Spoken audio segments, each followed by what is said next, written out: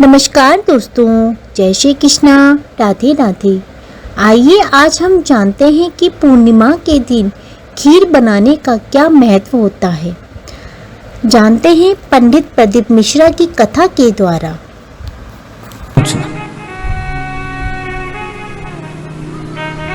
पिताजी आ गए दुकान से, खेत से, कह रहे छोरा आज तो स्कूल नहीं गया? गया था। तो फिर बस सन ने कुम मारा, तुम भग आया। क्यों भग के आया? ऐसा क्या कर दिया तुमने? तो मार साहब खुद लिखे, बोर्ड पे लिख दी महाभारत, और मुझसे पूछ रहे महाभारत किसने लिखी। मैंने भी कह दी तुमने लिखी। तो मार साहब ने कुम मारा, मैं अब नहीं जाऊंगा। तो पिताजी बोले अरे मूर्ख, तुझे बता देना तो महाभारत किसने, तो वही तो बताया कि मार साहब ने लिखी।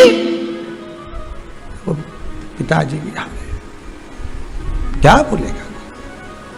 हम भी इसी भ्रम में महाराज, हम सोचे कि बस खीर में अमृत झड़ेगा। भगवान के जब झड़े जब राम बोले, अमृत जब झड़े जब कृष्ण बोले, अमृत जब झड़े जब भगवान का भजन होवे। केवल खीर बना के डब्बा को छत पे रखने से अमृत नहीं झड़ता। भगवान के भजन के साथ अमृत तत्व की जो प्राप्ति होती है तो वो आनंद ही दूसरा हो। किसी ने भजन में गाया है, आपने सुना होगा, अमृत है हरि नाम प्रभु का, अमृत है हरि नाम प्रभु का, इसे छोड़ विष पीना क्या, हरि नाम नहीं तो जीना क्या, प्रभु नाम नहीं तो जीना क्या। यह अमृत तत्व भगवान की भक्ति का होना चाहिए। ये अमृत तत्व परमात्मा के भाव का, निर्मलता के भाव का होना चाहिए। तो स्वाद। मेरा निवेदन है, अगर तुम्हारे घर में अशांति ज्यादा होती है, क्लेश बड़ा ज्यादा होता है, आप पूर्णिमा का व्रत करें ना करें, पर पूर्णिमा को खीर प्रसाद घर में अवश्य बना।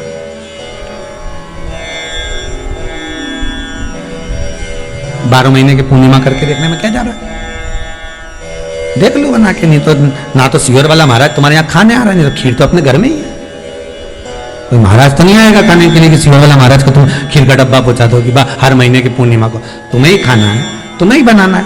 इतनी सी बना लो, पर बनाओ, देखो कि घर में शांति होती कि नहीं होती। बनाकर जाने में क्या जा रहा है? नहीं तो खीर तो है ही सरी। अगर शांति नहीं हुई तो खीर तो है, खा ही लेना। पर बना के देखने में कुछ जा रहा है क्या? बनाओ।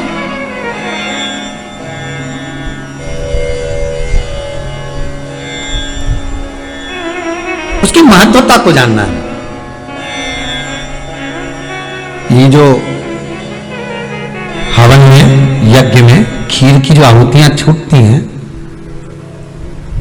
ये इसका महत्व बहुत है महाराज। आप समझे ना समझे वो आपकी जगह पर आपके यहां जब विद्वान ब्राह्मण, कोई विद्वान ब्राह्मण आपके यहां जब यज्ञ कराने आए, हवन कराने आए, वास्तु पूजन कराने आए, जब माता रानी का हवन, किसी भी रूप का यज्ञ कराने के लिए आए और वो खीर की आहुतियां जब छुड़वाए, तो आप पूछना कि खीर की आहुति का फल कितना, प्रताप फल कितना। पूरे यज्ञ में वो खीर की आहुतियां लक्ष्मी के लिए जो दी जाती है, वो लक्ष्मी की वृद्धि कर देती है।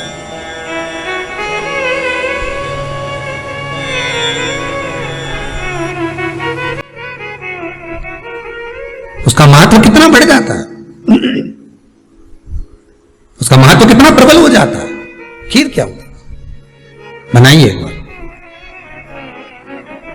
पूर्णिमा के व्रत का महत्व चंद्र से, और जिसके यहां क्लेश हो, कोई व्यक्ति मीठा बोलकर, आपसे स्नेहवश, प्रेम बढ़ाकर, स्नेह बढ़ाकर, आपसे प्रेम वात्सल्यता करुणा स्नेह बढ़ाकर जब आपसे कुछ धन लेकर चले गया हो, और अब आप उससे मांग रहे हो, आप उससे लेना चाहते हो, और फोन कर रहे हो, मिलने जा रहे हो कि मेरा पैसा दे दे भैया, और वो प्रेम खत्म कर चुका है, स्नेह खत्म कर चुका है, धन नहीं दे रहा, वहां पर भी ये पूर्णिमा का व्रत काम करता।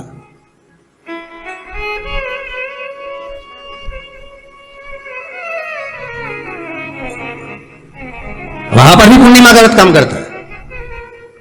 कहा व्रत करने वाला व्यक्ति जो पूर्णिमा का व्रत करता है, चावल का, अक्षत का, श्वेत वस्त्र में, सफेद कपड़े में अक्षत रखकर जो जिससे धन लेना है प्रेम वश लेकर गया है, स्नेह वश लेकर गया है और नहीं दे रहा है, उसका स्मरण कर कर ब्राह्मण देव को दे देने पर भी महाराज चंद्र की दशा सुधर कर लक्ष्मी का भाव वापिस प्राप्त हो जाता, पुनः वापिस। चंद्र से शिव भी जुड़े हैं, चंद्र से नारायण भी जुड़े हुए हैं। महाराज देवर्षि नारद का आगमन हुआ, नारद जी ने पूछा क्या बात है चंद्र, तुमने मुझे याद क्यों किया, कारण क्या है वो तो बताओ। चंद्र का कहना मेरी काया का रोग हो गया, मेरी काया गिर रही है नीचे, टपक टपक कर गिर रही है, मेरी काया का रोग है, मुझे क्या करा जाए। तो कहा एक काम करो, देवर्षि नारद बोले शंकर का स्मरण करो।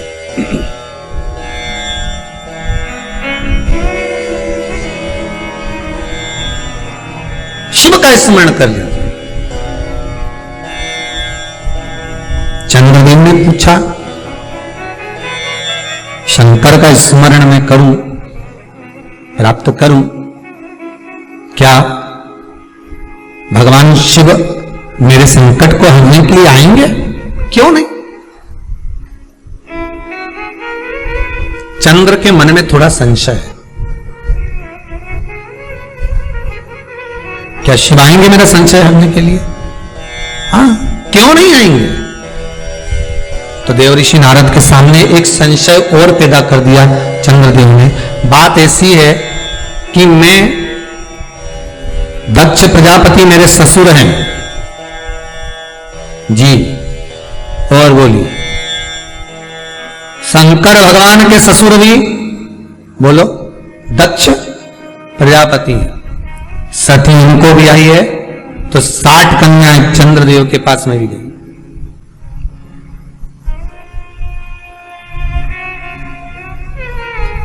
उसमें रोहिणी से अधिक प्रेम है उनको, अधिक।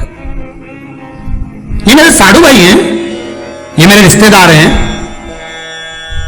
क्या एक रिश्तेदार दूसरे रिश्तेदार का रोग मिटा सकता है कि रोग बढ़ा सकता है? चंद्र के मन का संशय देखिए। फिर वही वाली बात आ गई, व्यक्ति शरीर से गलती नहीं करता, मन से बहुत गलतियां कर जाता है।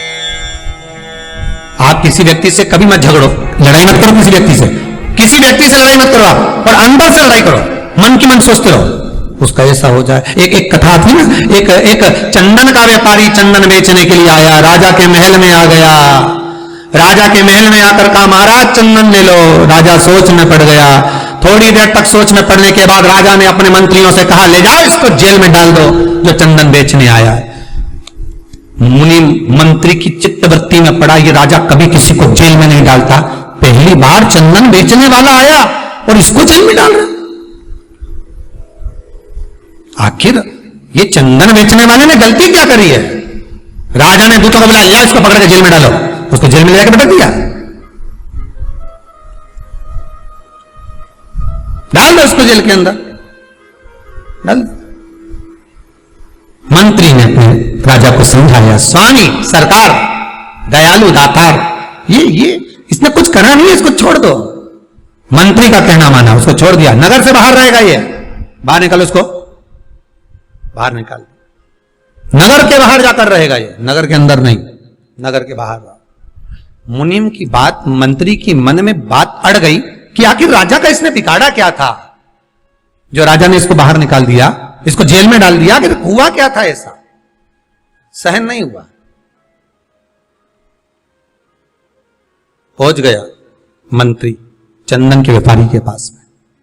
चंदन के व्यापारी से कहा सुनो सुनो जरा, राजा रोज जो भोजन करते हैं ना, उनका भोजन चंदन की लकड़ी में बनना चाहिए। एक वेद जी ने कहा है, तुम एक काम करा करो, 2 कुंटल चंदन प्रतिदिन राजा के महल में पहुंचाया करो, तुम्हारी पैसे पहुंच जाएंगे, तुम्हारा धन पहुंच जाएगा। 2 कुंटल चंदन, हाँ पहुंचाना मत भूलना, भेजते रहना। हाँ हाँ बिल्कुल भेजूंगा। रोज भेज रहा, प्रतिदिन। एक दिन राजा ने कहा जाओ चंदन के व्यापारी को लेकर आओ, उसका हमें सम्मान करना। राजा ने अपने हीरे की माला निकालकर चंदन व्यापारी के गले में डाल दी। मंत्री की फिर बुद्धि फिर गई, समझ में नहीं आए हो क्या रहा। एक बार जेल में डाल दिया, दूसरी बार माला डाल दी। आखिर हुआ क्या? चंदन व्यापारी के पास में मंत्री ने जाकर पूछा कि पहली बार जब तू आया था तो राजा ने तुझे जेल में डाल दिया था, तू क्या सोचकर आया था, बता दे, सत्य बताना। तो उसने कहा बात ऐसी है, जब मैंने राजा को देखा, देखकर मन में सोचा कि मेरे पास में इतना सारा चंदन रखा है, बिक नहीं रहा, अगर ये राजा मर जाए या इसमें आग लगेगी, मरने के बाद इसकी अर्थी जलेगी, चिता जलेगी, तो मेरा पूरा चंदन बिक जाएगा। गलत सोचा था तो वो बोला नहीं गया, पर मन से सोच लिया था, इसलिए मन वाले को मिल भी गया। आप मत लड़ो किसी से, हृदय से सोच लो कि तुम्हें इससे बहुत जलन है, ऐसा है वैसा है, मन में सोच लो उस व्यक्ति की, और तुम्हारे बीच में अपने आप बैर उत्पन्न हो जाएगा, अपने आप लड़ाई उत्पन्न हो जाएगी। भले तुमने उसका कुछ नहीं बिगाड़ा, उसने तुम्हारा कुछ नहीं बिगाड़ा, पर अंदर से जो तुमने सोच लिया तो बैर उत्पन्न हो गया, विवाद उत्पन्न हो गया, लड़ाई हो गई। फिर मंत्री ने पूछा, अब क्या बात है? राजा ने तुझे माला पहनाई, आखिर तूने क्या सोचा था? अब मैंने भगवान से प्रार्थना करी थी, इतना अच्छा राजा है, चंदन में रोज भोजन करता है, चंदन की लकड़ी जलाकर और भोजन बनवाता है, भगवान इसको